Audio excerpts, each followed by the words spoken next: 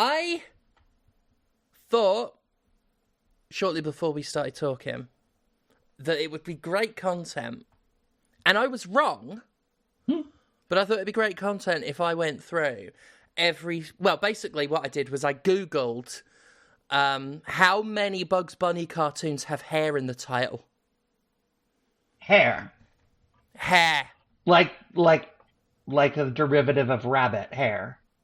Yeah. Because you know it's loads. Oh, yeah. It's loads of hair puns all the way down. Porky's Hair Hunt, Harum Scarum, A Wild Hare, Tortoise Beats Hair, The Heckling Hare, Fresh Hair, The Harebrained Hypnotist. Oh, I wonder how many hairbrains there's going to be. Oh, Jesus. Case of the Missing Hair, Tortoise Wins by a Hair, Falling Hair, Hair Force, Hair Ribbon, The Old Grey Hair, Her Meets Hair. I'm guessing in 1945 that is a particularly propagandist one. Oh, hair. I get it. Yeah, The Unruly Hair, Hair Trigger, Hair Conditioned, Hair Tonic, Hair Remover. They're all the same. Hair Raising Hair, A Hair Grows in Manhattan, Slick Hair, A Feather in His Hair. Fucking hell.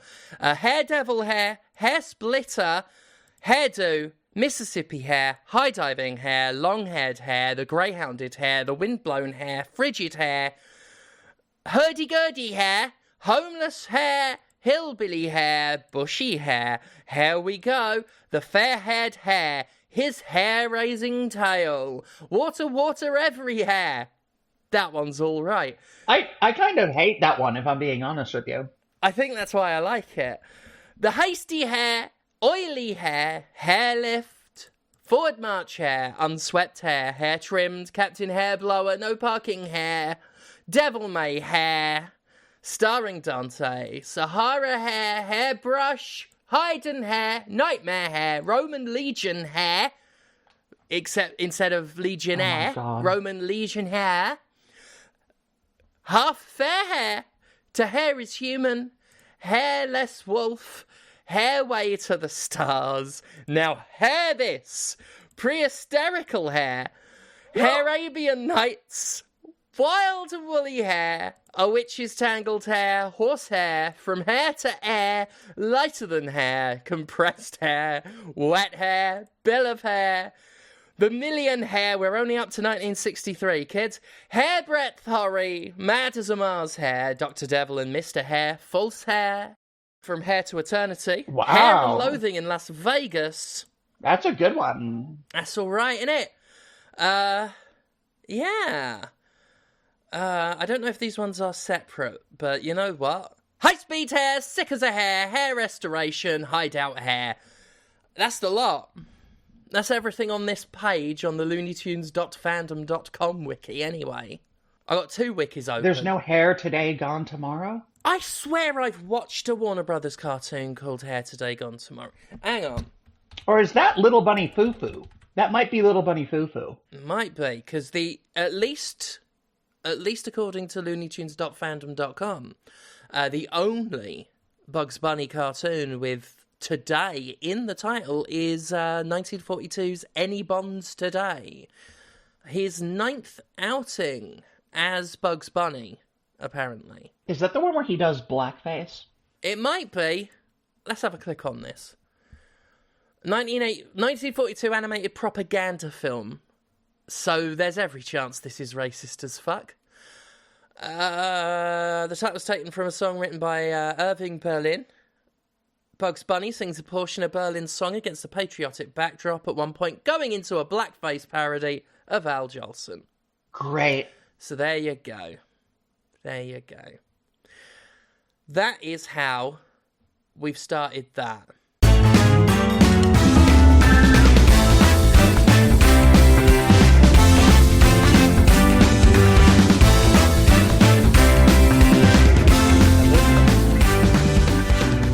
Right. Trashgirl Diaries with Stephanie Sterling and Elsa Farron. That's me. Episode number 13. 13. 13. Lucky 13. It is the 13th episode of this the Trashgirl Diaries / occasional Final Fantasy fan cast. You know, speaking of which... You know what's really, really good and much better than a 4 out of 10? Final Fantasy 13. Masturbating into a quiche. Oh, Final Fantasy 13, of course! Masturbating into a quiche. But here's the thing I don't about... know. Why would you bring that up? Why would you say that? Who's masturbating into a quiche, Elsa? Not me? I mean, Jonathan Holmes, probably. Probably. But people would probably think it's just a pretty running quiche. I mean, I've eaten a few runny quiches in my time. In fairness, those were quiches I had cummed in.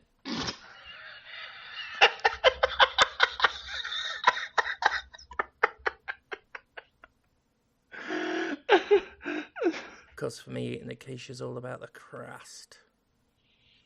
I've always preferred frittatas to quiches. Oh, I never remember what a frittata is. Honestly, I never remember the difference. I just know that I like frittata. Frittata. Right, what have we got here? Frittata. I think it's like a... We've got a wild hare, the heckling hare, all this and rabbit stew. Wait a minute, this is the wrong page. How to make a frittata recipe. It's an egg-based Italian dish similar to an omelette or crustless quiche. Oh, so it's a quiche without the pastry. And I guess a quiche is frittata with a pastry. Yeah, it's sort of like a quiche is like a frittata flan, essentially. A flan, like the recurring monster from Final Fantasy. That's true. Flan is a monster from Final Fantasy. It's basically a Jello cup. Yeah. Like upturned. It's a slime. And given some eyes. And usually a mouth. Usually a mouth. And in Final Fantasy 13, which is much better than a 4 out of 10, they have arms and little sirens on their heads.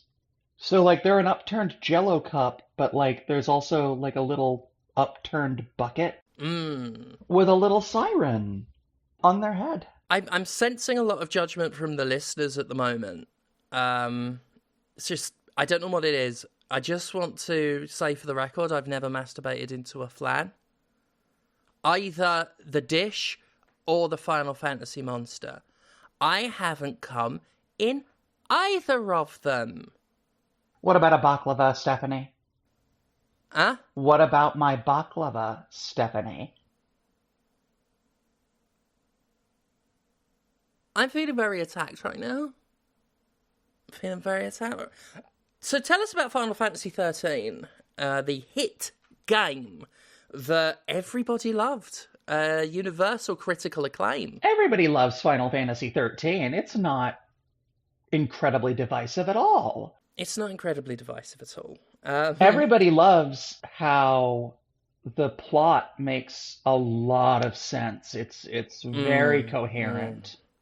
You know, the way that it doesn't drown you in unnecessary nomenclature, like right out of the gate.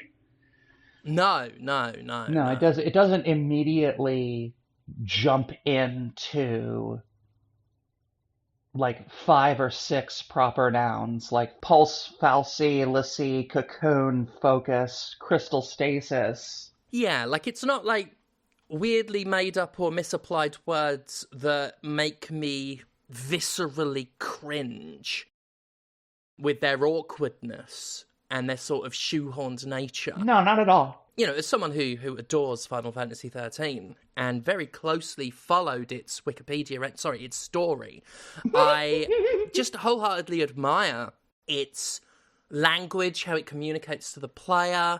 I love that the introduction to the more open area is an immediate squash match against a giant thing that sort of instantly reinforces to the player that trying to explore in the world is to be swiftly punished. That's the kind of thing I like. Oh yeah, totally. We shouldn't beat around the quiche on this one. You love Final Fantasy 13. I do. I've been known to be a bit critical of it. The thing is, right, I've read your review recently from when you reviewed it, which is how I know that you gave it a 4. Oh, I haven't read it since No, I haven't read it since I published it. It's not a critical drubbing. Like, you thought it was not very good. Mm-hmm. I think the official designation for a 4 is subpar.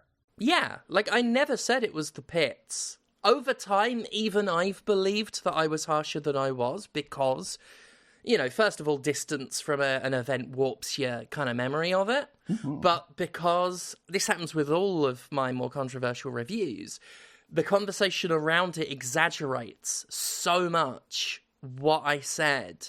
And obviously, you know, there's so little room for nuance in review scores that over time, even I start believing that I hated it more than I did. And of course, when there's so many people having a go at you for hating it, you do kind of dig your heels in as well. I still remember I was at a PAX panel, and it was shortly after that review came out. I forget what it was. Someone heckled.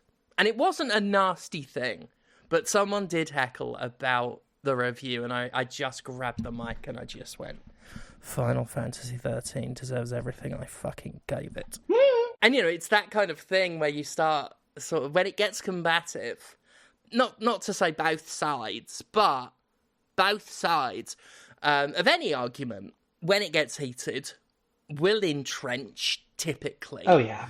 And end up inadvertently exaggerating their own beliefs at times, depending on how ridiculous the conversation is, and controversies about review scores are universally fucking absurd. Yeah. So yeah, like, even I lack that perspective sometimes of my own work, because I've been in this game, 15 years? I've written what must be now hundreds of reviews. I don't remember much of any of them. I don't remember much, you know, I have a big old memory disorder. I don't remember a lot of most things. Girl, same. Yeah. As far as Final Fantasy 13 as a game goes, we were talking about this last night. I can tell you everything I remember about the game off the top of my head. The last time I played Final Fantasy 13, which is hopefully the last time I ever play Final Fantasy 13, was before the game came out. Which was one of the more hilarious aspects of people getting mad at my review about it, because they hadn't played it either. They were convinced that I was wrong and the game was brilliant, but they never played it. Which I love, because it comes from the same crowd that criticise reviews by going, you didn't play the game. And half the time they will, like, just genuinely sight unseen defend a game that they've never fucking played, to the point where they're sending, like, epilepsy-triggering gifs to a reviewer. I was about to say, fucking Cyberpunk. You know, a reviewer criticised the flashing lights that appeared in Cyberpunk without warning, and fans of the game, but well, I say fans, they couldn't have been fans of the game because it wasn't out yet, were so indignant and so protective that they literally organised a mass assault. And that's what that was. Yep. Like, I don't care how many hijinks you think you're up to when you do that shit, and I don't care how much you love a game you've never played, you sycophantic corpo cunts. That's an assault. Yes. That's attempted assault. Yes, it is. You fucking clowns. And that is why Final Fantasy 13 deserved everything I fucking gave it. Right. Anyway. Yeah, when you said... I'll tell you everything. When you said that later on in the game, the battle system actually gets pretty entertaining. Yeah, like, that's another thing about... bear in mind, listeners, we're very stream of consciousness here. Oh, yeah. I did not plan to dedicate a show, and we're not gonna. But, you know, I wasn't planning to do a tangent about reviews again. More navel-gazing bullshit. But, since the navel's here, might as well have a peek. I'd gaze at your navel. I suspect, methinks, that you will be looking a little bit higher than that. Or lower. Well, I guess there's something to see down there. What was I saying? Yes, sorry, I was now thinking about my navel. That is another thing people don't get with my reviews, is they'll just look at the score, they'll ignore all the context, they will say, you know, that I'm lying and making up my opinions and I'm just tearing into stuff.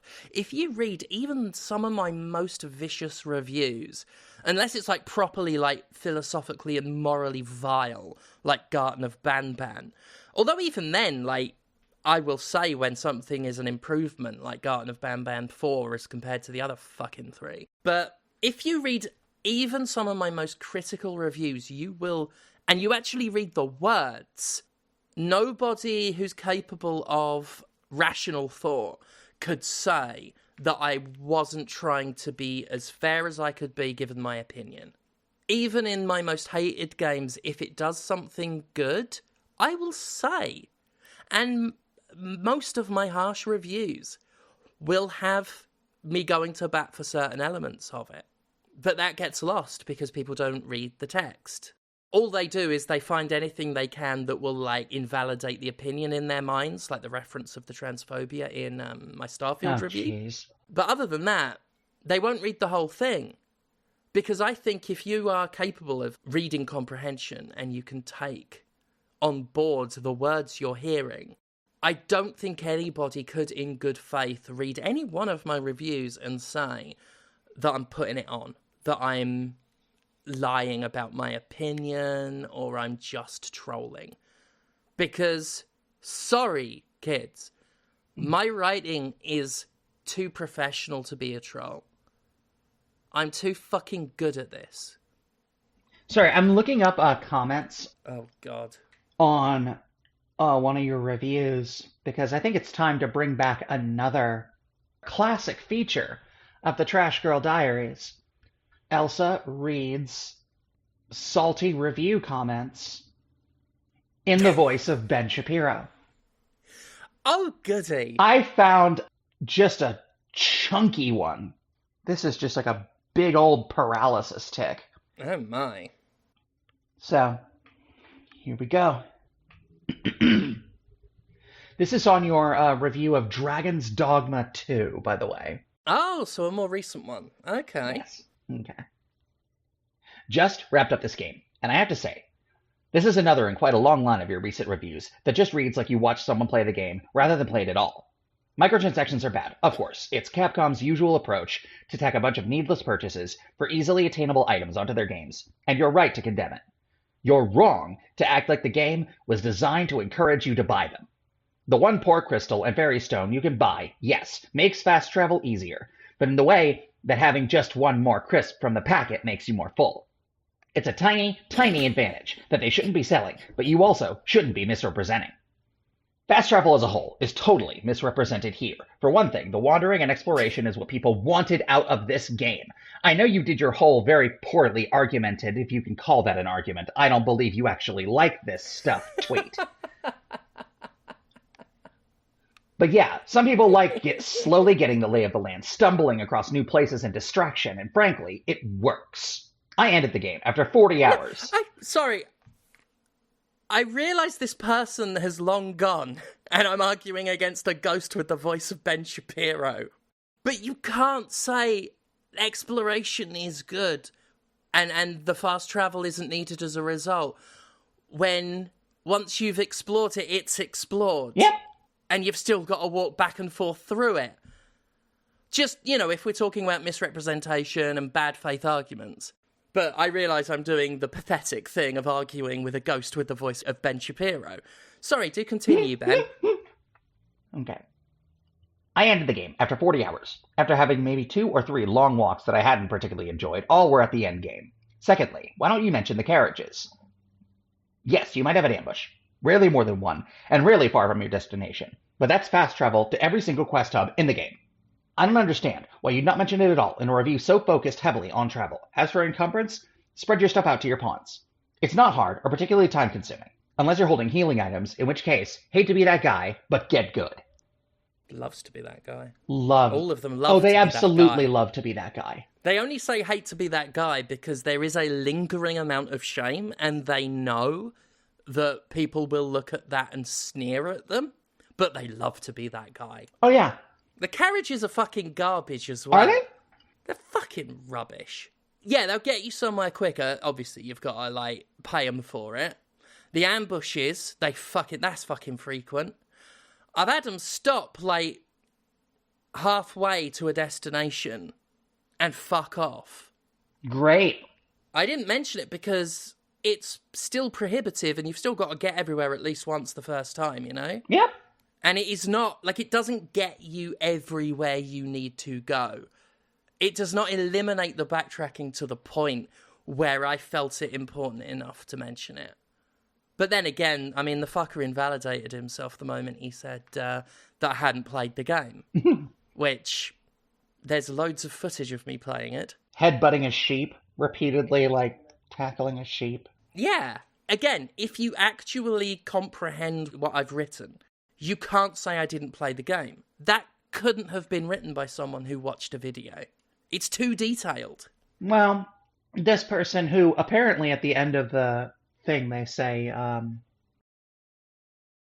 non-binary and keeping it civil, so let's engage rather than react. What? Mm-hmm. What's that got to do with anything? Can I not argue with NBiz? Apparently. Because Lord knows I do it all the time. I do that plenty. Oh, I'm sure. Like, let me just, clue you all in, listeners, right? NBiz could be just as big a cunt as anyone else. Anyone can. Is there supposed to be NB solidarity after they have impugned my character and my professional faculties? Well, no, I think it's they're defending themselves from preemptively from criticism at the hands of other commenters. Well, they hate to be that guy. They hate to be that guy. I hate to be that guy as well. It's why I got some massive tits. Huge fucking tits. They're fucking absurd. They're bloody ridiculous. I'm a fan, for what it's worth. Obviously, they're not up to Angela White's standards. But what is? Nothing is up to Angela White's standards. Not even the critically acclaimed Final Fantasy XIII. You know, it's funny. Apparently, in July, the state of Nebraska, in which I live, is banning access to Pornhub.com. Oh, that'll help the country's issues. Absolutely. So I'm going to have to follow Angela White on OnlyFans to get my Angela White fix, which I'm more than happy to do. I am more than happy to pay the woman for her work. Is banning a website, is that what qualifies as free speech to these people now? I think this one isn't free speech. This one is protecting the children. Of course it is. It always is. It's free speech or it's protecting the children. Well, Nebraskans, my friends, xnxx.com is another one. Obviously RedTube, you'll be familiar with that one. Hamster. Yeah, I find that Nude Vista it's an ancient search engine now, but that's a good way to get onto other porn sites from there. You know, just type in the kind of porn you want or type in Angela White and, you get a fair bunch of links there. Spank Bang is one that I'm quite fond of. Get some good PMVs on there. Mm-hmm. You know, good stuff. Also, HeyJanime.tv.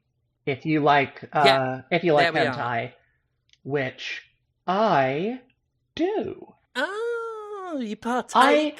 I would go so far as to call myself a connoisseur. Oh, a trash girl of refined taste. Damn right. I mean, if by refined tastes, one means pounding it out to some drawn porn, which, I've dabbled. I mean, sometimes it's rendered instead of drawn. Me, some hentai videos, a warm, wet, willing quiche.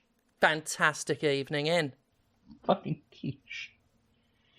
I didn't like quiche before, and now the thought of reheated cum makes it extra gross, I feel. Even if it was my legendarily tasty nectar. It comes out like candy floss. I just feel like it's like McDonald's fries, right? It needs to be fresh. Mm. Because otherwise, it's just unpleasant. It congeals. That's why I only ever get my semen from Subway. That is so much more gross than any... Beat fresh. Oh, fuck.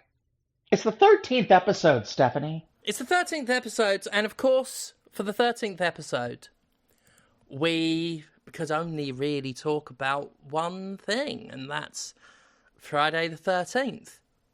Yeah, totally. Not good films. I mean, setting aside that my only exposure to Friday the 13th is Mortal Kombat X, which came out in 2015, and Jason was a character in it. Yeah, do you remember when that was like a unique, interesting cameo? And now he's beating the shit out of Bugs Bunny because he's cheap and everything is meaningless, and we don't have characters or films anymore. We have IP and franchises. Multiverses is really fucking gross.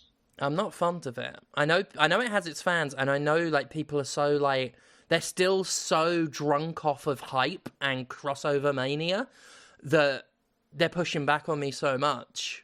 But I know I'm right on this. See, here's the thing, right? I know you're right on this.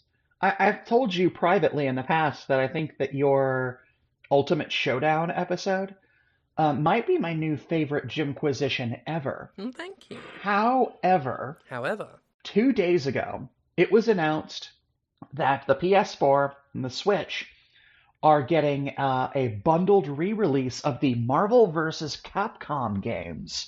Mm-hmm. And I need to point out before you continue, at no point did I say crossovers are bad. It's true. What I said is that good crossovers no longer matter. And that sucks. Because Freddy vs. Jason was once a momentous event. It was an event. Those horror movie characters were genuine icons.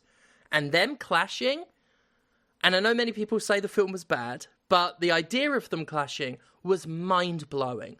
Once upon a time, the idea of these characters meeting was so out there that the times it did happen were special.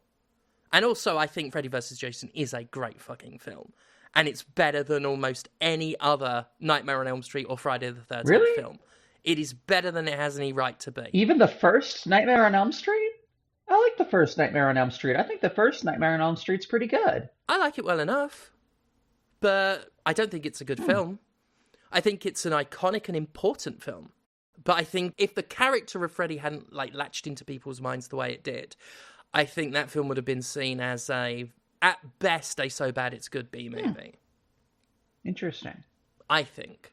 And again, I'm not slagging it off. I grew up on these films. I prefer Jason to Freddy, but let me tell you, the Friday the 13th films are 10 times worse. They're so bad. With the exception of parts of Jason Lives and the masterpiece that is Jason Takes Manhattan. Also Jason X, which again is just so it's self-aware enough that it works. But Jason Takes Manhattan is still, it's probably my favourite of the old slasher films. Really? Because every part of it is genius. It's called Jason Takes Manhattan. I want to say 90% of the film takes place on a boat on its way to Manhattan, which in itself is a good concept. Jason on a boat stalking people is a great fucking concept, undermined by the fact that everyone spends the whole film watching it thinking, when the fuck is he going to take Manhattan? And then the chaser for that sweet tipple is when Jason finally takes Manhattan. It is the greatest 15 minutes in slasher movie history. It is fucking brilliant. It is a delight. And I will take that to the grave. It is a delight.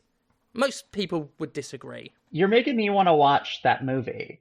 Having not seen any of the other Friday the 13th movies, you're making me want to watch that.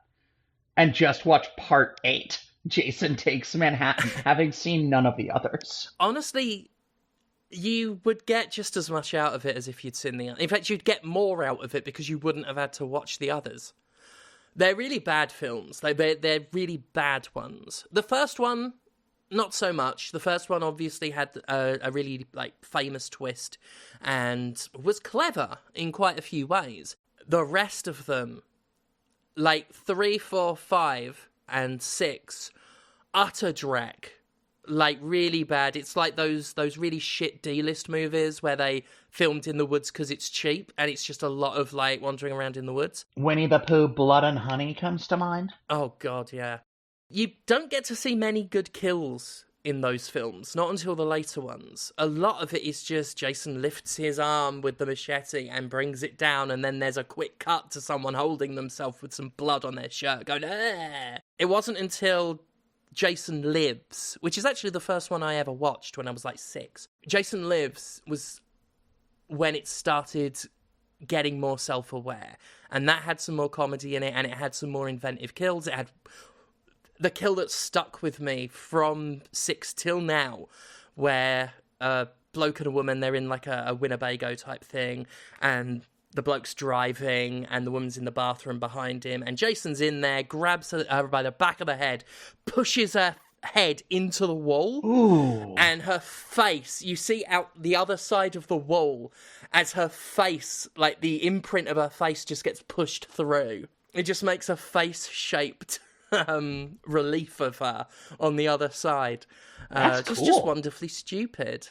So I would also sort of recommend Jason Lives. But Jason Takes Manhattan, for my money, is where it's at. Though I must point out that many people would disagree. Jason Takes Manhattan, universally lambasted.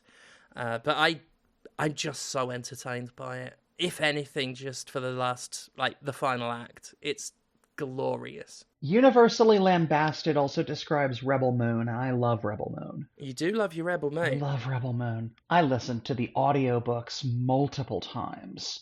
But yeah, Marvel vs. Capcom. The thing about Marvel vs. Capcom, right, is that there is no context given for why Ryu and Wolverine are fighting, or why they would team up. It's like, it would be like them and also Mega Man to fight, Doctor Doom and Bison and Anakaris from Darkstalkers. There's no context. None. It is just 100% slamming action figures together experience. Yeah. And in isolation, that's fine. I'm not a big fighting game player. I remember Marvel vs. Capcom back in the day. I tried playing it back in the day because I liked Shima-Gorath.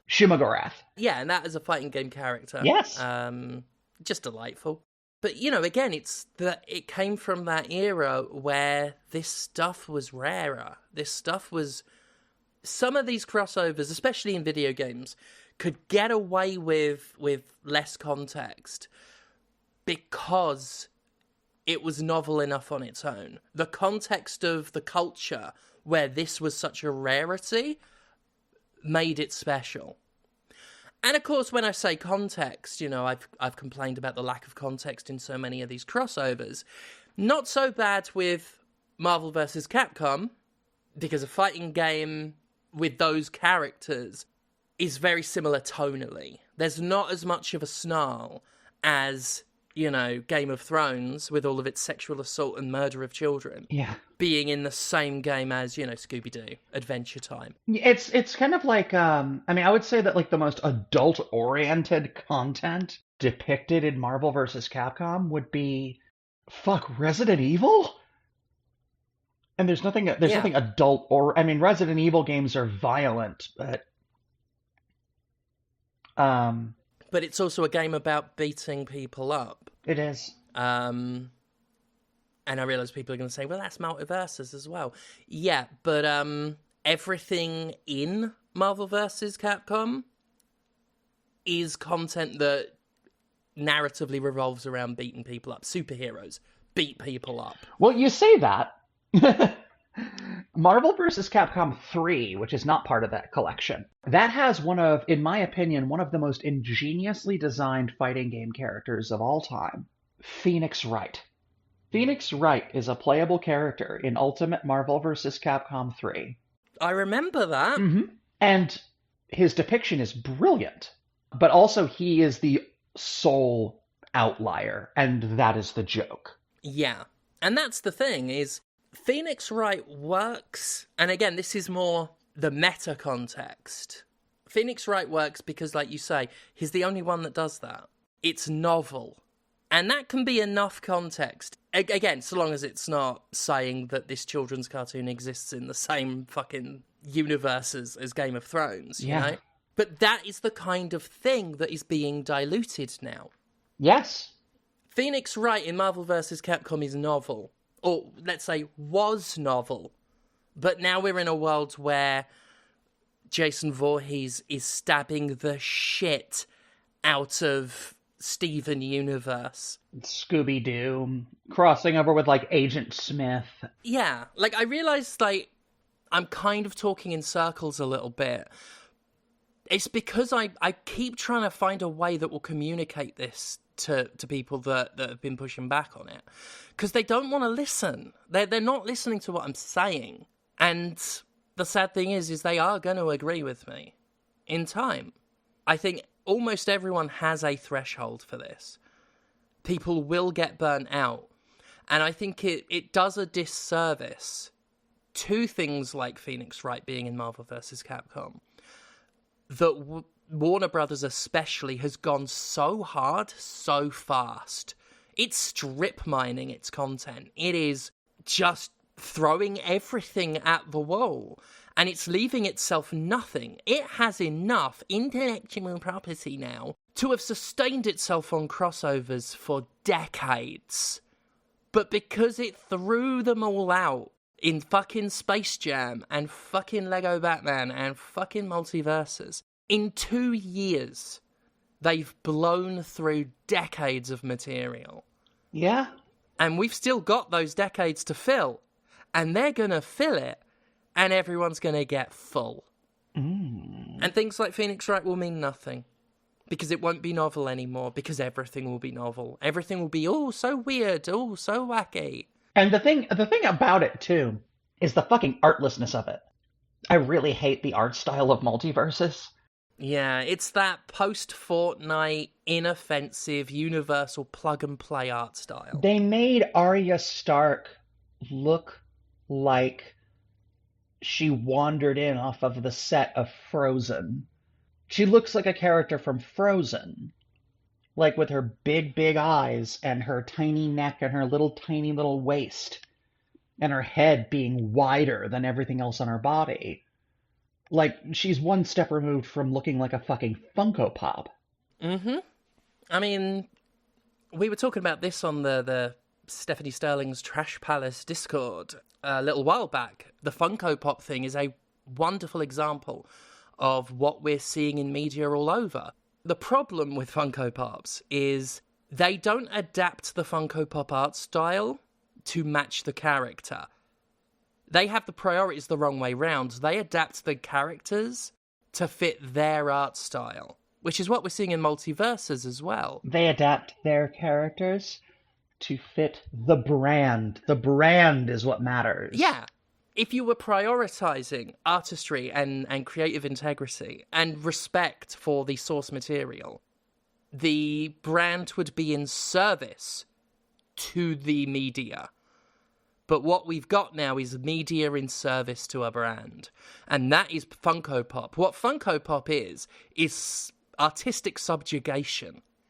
It is property after property conforming to this bland, inoffensive, one-size-fits-all art style. And it sucks the personality out of these characters, out of this media, out of this art. When the backlash to Funko Pops first happened, I didn't quite get it at first. And this comes back to what I said about everyone's going to agree with me in time. I hadn't paid too much attention to Funko Pops, but I had seen them around and I was like, oh, that's cute. They got little round eyes. I'd enjoyed some of the more inventive ones. Because the Funko Pop style isn't bad when they get the priority right. When they adapt to the art to suit the media. I agree. Because I've got Mysterio Funko Pop, and you can't do the little square heads with the round eyes. What they did was they gave him the little body and like the proportioned head, but it's a round fishbowl with kind of plastic inside in the shape of like wispy smoke, and it's kind of clever. And that's what these things should be. Having said that, if they had done a square fishbowl, that I would have laughed, like, because it would have been funny. Just because a square fishbowl is fine. I mean, yeah, well, yeah.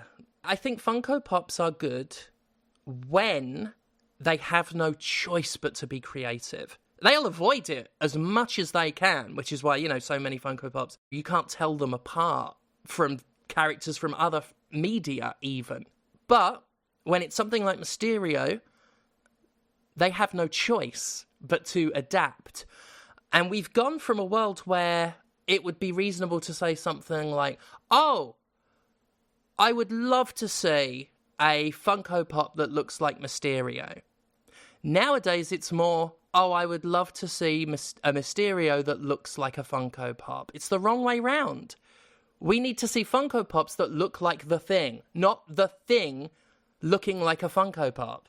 I feel like we've said the phrase Funko Pop so many times that it just... Oh, this is subliminal marketing on their behalf. Well, yes, but it also just... Funko Pop, like, it doesn't mean anything. I mean, it never meant anything to begin with, but now it feels especially gibberish. I do have a point to make, though. Yeah. Before we move on to the next important topic of discussion, which is Frozen. Mm-hmm. So brace yourself for course. that. One of the things that I like about Final Fantasy as a brand, I guess, is that it feels like Final Fantasy as a brand is taken seriously, and Square Enix develops all of their toys and shit in-house. I was just looking at like some of my toys, and it's like, no, there are no Funko Pops of Sephiroth or Cloud or whatever. There are no Funko Pops of a Tonberry, although that would probably work. When you said a Funko Pop of Sephiroth, anybody listening who imagined what that would look like is 100% correct. Yeah. That's how uniform these things are. The moment you said it, I envisioned a Sephiroth Funko Pop, and I said, no, I'm not imagining it. That's what it would look like. Yep. Everyone who thought, all of us right now thinking about a Sekiro Fopperoth is thinking of the same thing. Sekiro David Lee Roth, yeah. Yeah, Sekiro. We're all imagining a 1-to-1 identical thing. Yeah. It's the 13th episode, Stephanie. It's the 13th episode. And that can only mean one thing. Only one. Only one thing. We need to talk about Frozen, which is a film that came out in 2013. 2013. It's a film that led me to one of my favourite jokes I ever came up with. Was it John Carpenter's Frozen? No. It was...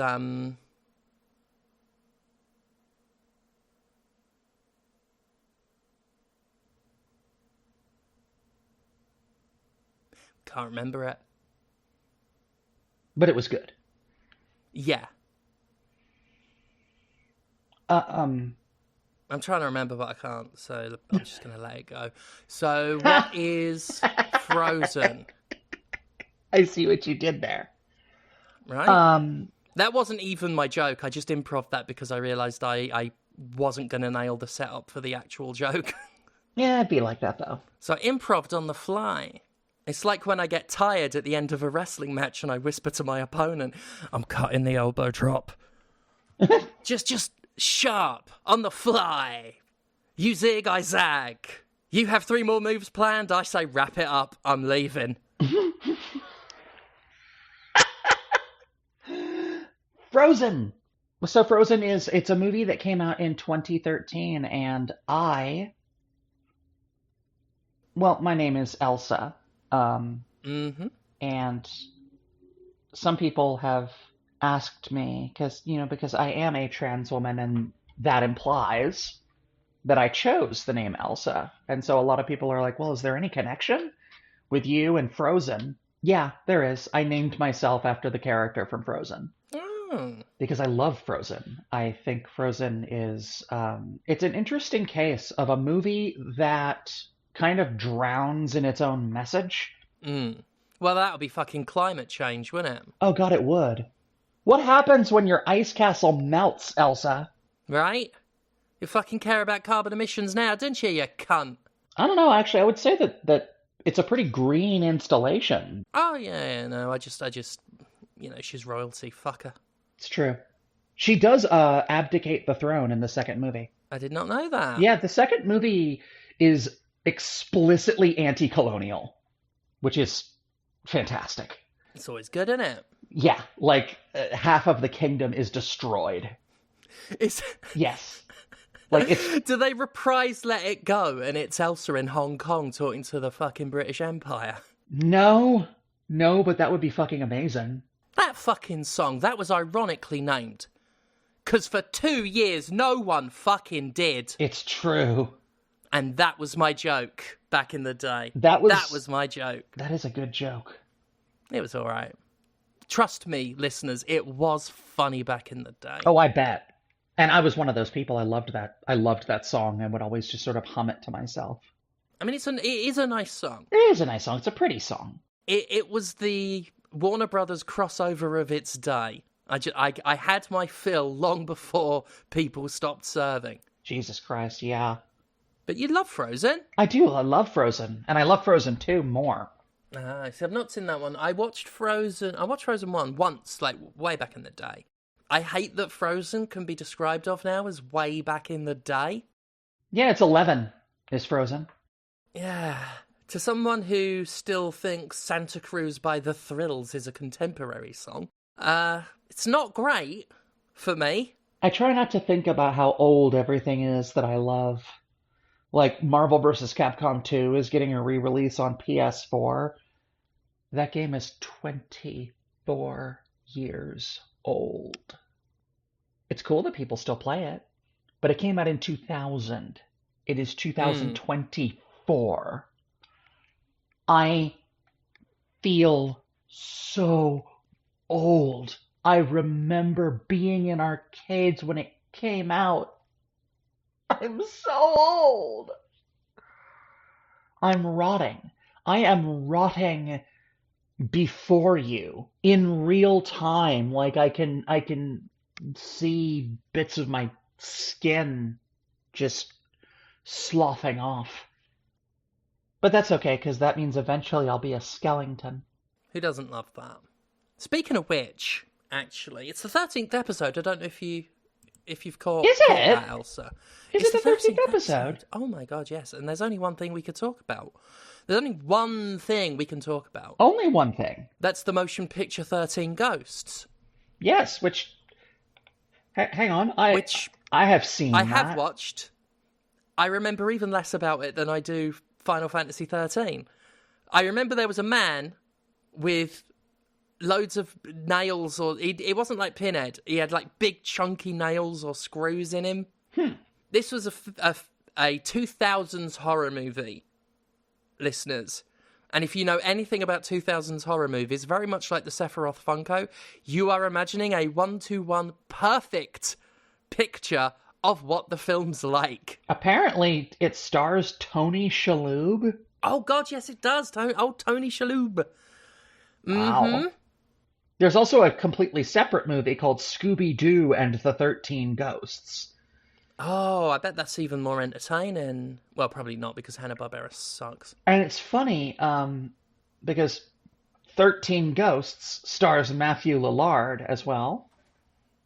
Who played Shaggy in the live-action adaptations of Scooby-Doo. And did such a good job that he is now the official voice of Shaggy in all media. I didn't know that. That's awesome. Yeah, he, I mean, I don't know if it's all, but, like, he started voicing Shaggy in the cartoons as well, because he was fucking born to be Shaggy. He really was. He was poured into that baggy green shirt. He was great. He was fucking great in that movie.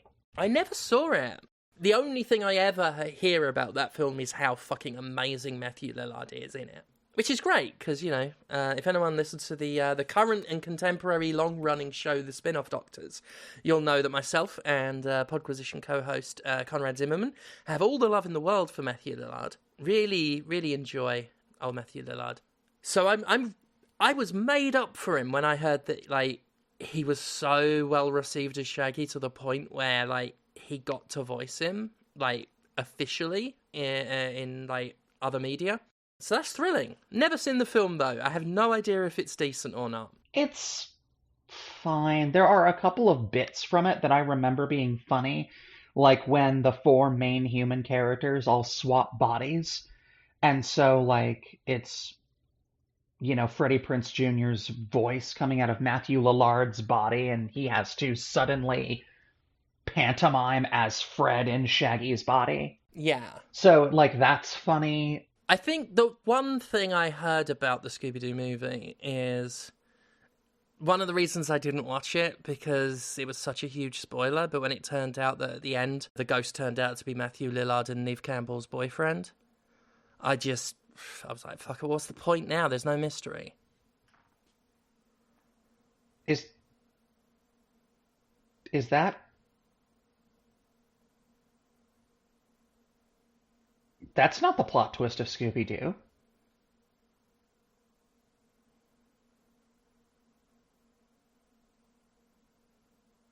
Is it the plot twist of 13 Ghosts?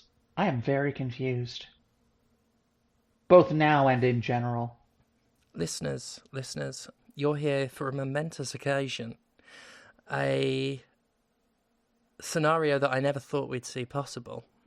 On this day, at the time of recording, the 21st of June, 7:37 p.m. British summertime, Stephanie Sterling's joke bombed so fucking hard. And you got to hear it in real time. Matthew Lillard was one of the two villains in Scream. Oh. See, I have not seen Scream. I should have said Skeet Ulrich instead of Neve Campbell's boyfriend. It wouldn't have helped you, but I'd have gotten to have said Skeet Ulrich. You could also have said something about professional wrestler David Arquette. I could have. Professional wrestler, I love David Arquette. You know what's funny is I've seen him wrestle live. He's pretty good. He's got so much respect for the business. He never wanted to be WCW champion. They stuck it on him for a publicity stunt. Everyone hated it. An actor had no business holding the title. And David knew it. And all the money he got, I think he gave it to Droz's family. Or he invested it back into like injured wrestlers or an injured wrestler. Good for him. He did not keep the money for it because he loves wrestling. Like, he has such a love for it. And only ever wanted after that to prove, to atone that he could do it at atone, basically. It's funny, though, that you mentioned professional wrestling. Oh, yeah? Because it's the 13th episode. It's the 13th episode of the Trashgirl Diaries.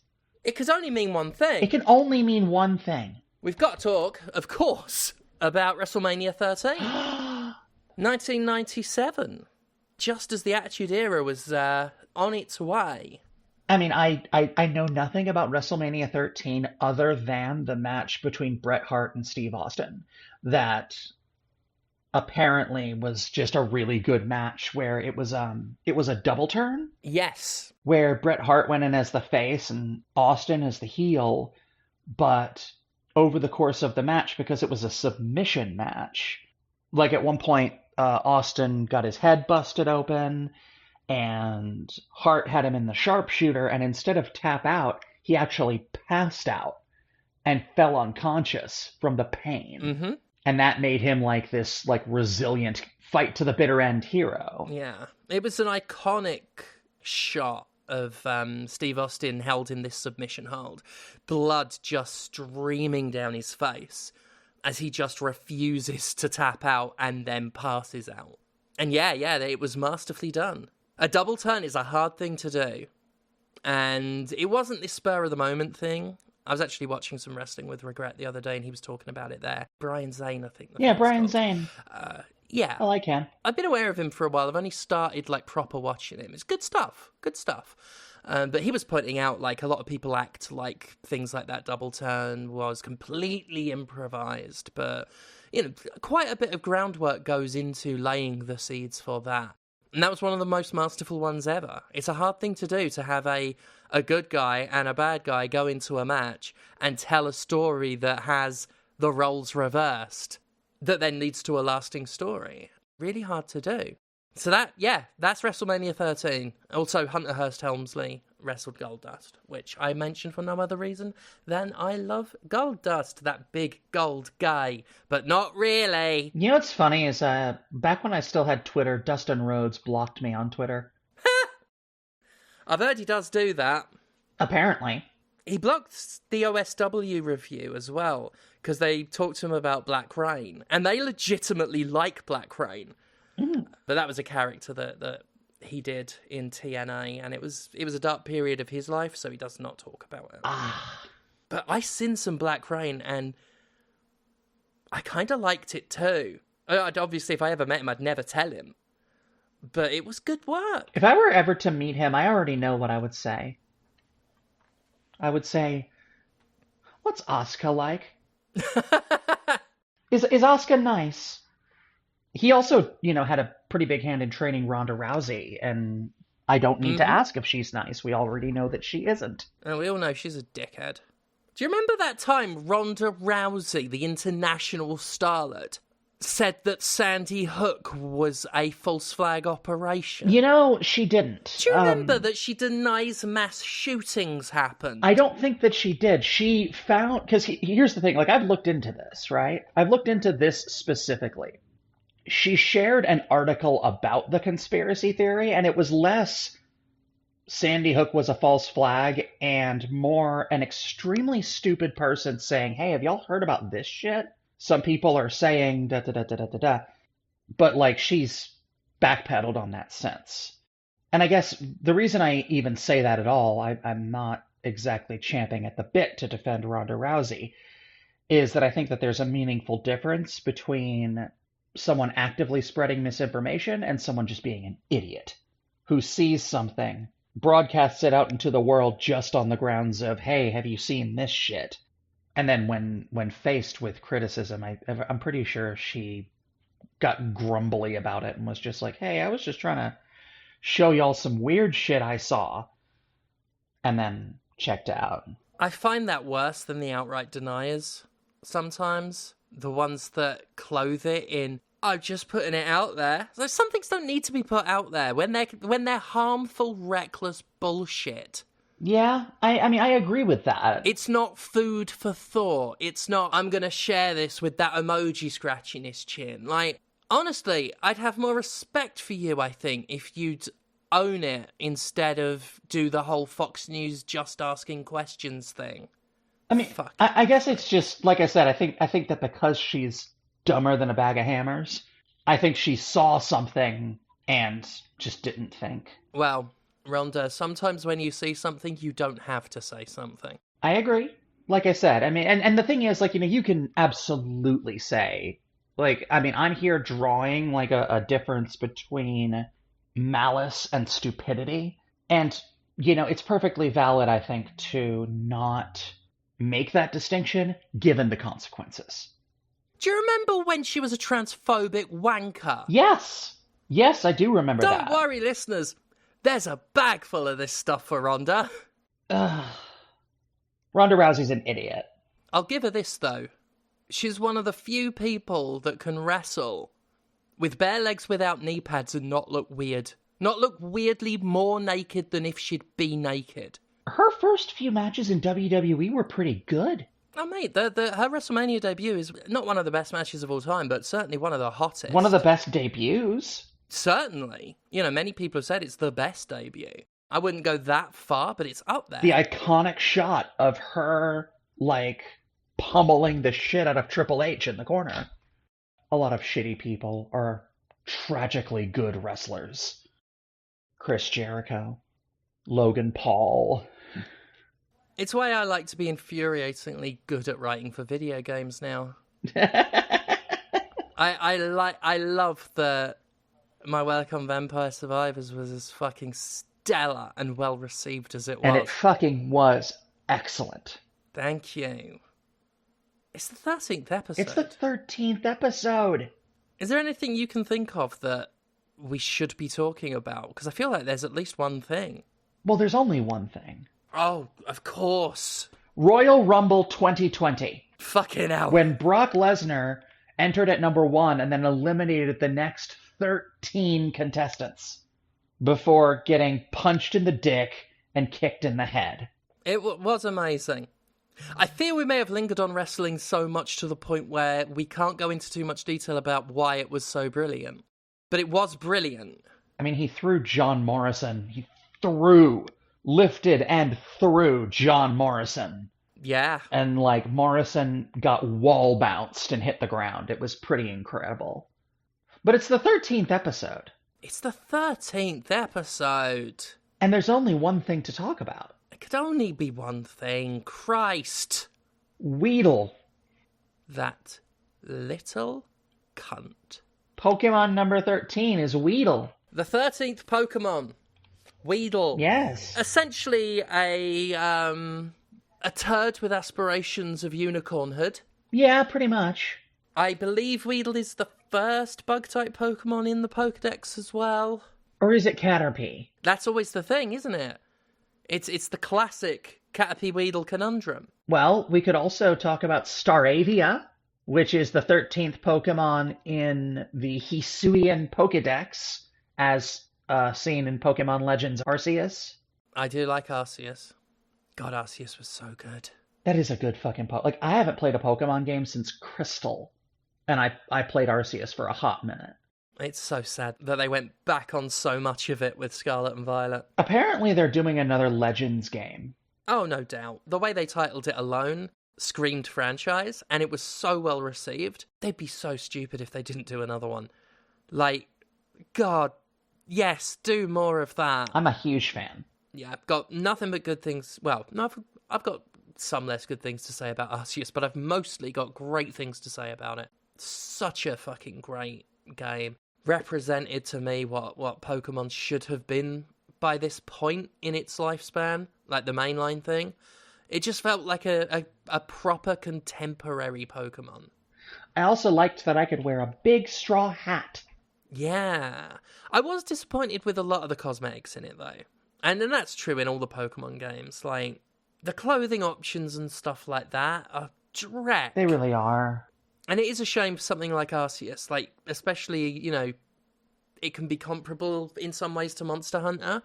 And the amount of extravagant nonsense you can wear in Monster Hunter. Jesus. For me, that's a huge part of the game. Finding, getting hold of the most ridiculous outfit.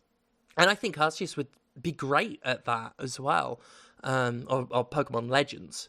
It would get a lot of mileage out of that. But they don't. The next game apparently is Pokemon Legends ZA. Oh.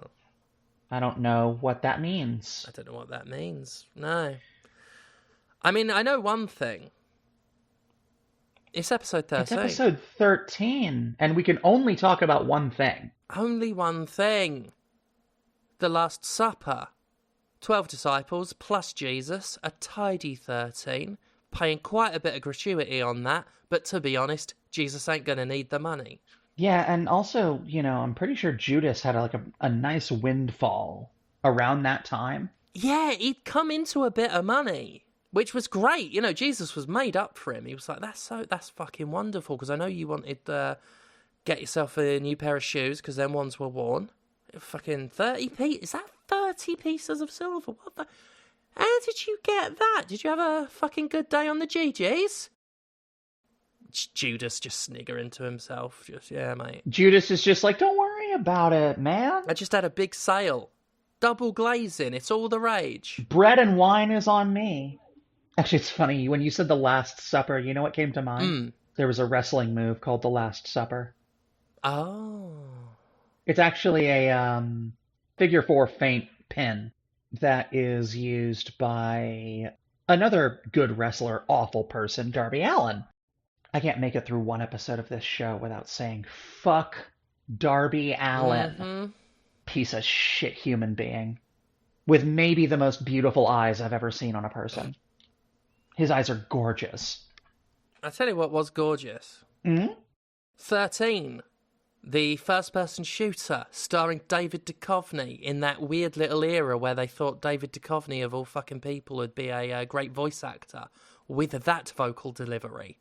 Yeah. Don't get me wrong, I like David Duchovny. I used to love X-Files, and, you know, despite the problematic nature of a cis man doing it, his portrayal of Denise in Twin Peaks is something I have complimented in the past. Not just for the 90s, but even by modern standards. Really good trans rep. played by fucking David Duchovny. However, with that dry voice, a voice actor he is not. Didn't they remake 13? They did a sort of redo of it, and it was fucking awful. So I've heard. Skeletor told me. Indeed. Yeah, one of the shittiest games of its year. The original 13, however, fucking classic. Fucking classic. I should play it. I've been in the market recently to get my hands on a PlayStation 2. Partially because I'm the kind of person who, if I start a collection, I desperately want to finish it. And the PlayStation 2 is now the only PlayStation console I do not own. And partially because there are a lot of games that are exclusive to the PS2 or exclusive to that generation of games. And one of them that I wanted to play is 13. It's a great game. I wouldn't say it's aged so much as some of its ideas of difficulty are not ones that would so much fly these days. It's got some frustrating design elements from what I remember. But in terms of just... We talk about style. People love to talk about... I use the word style a bit too much in my games criticism. But you think of the word stylistic, and 13 is absolutely a game worthy of that term. They nailed the whole comic book thing. And it wasn't just the cell shading. Like, from the panel-based cutscenes to the sound effects being rendered on screen as text. Isn't the onomatopoeia, like, actually written? Mm-hmm. Yeah. And it was great for the stealth, because when enemies moved, tap, tap, tap would appear on the screen following their footsteps. And that's how you knew where they were. Oh, that's awesome. Not all of that game worked as well as it could mechanically, but a compelling game. Like, really good plot, which, if I recall correctly, was adapted from a comic. Solid stuff. Really memorable. Like, I haven't played it in full since it first came out, but there are sequences that stick in my head. And it's not often like the most gameplay heavy ones. Just like the second level where you go into the bank, like, it's burned into my mind. The bit sort of once the story really ramps up, when the sort of these cult member-y type guys appear, terrific stuff.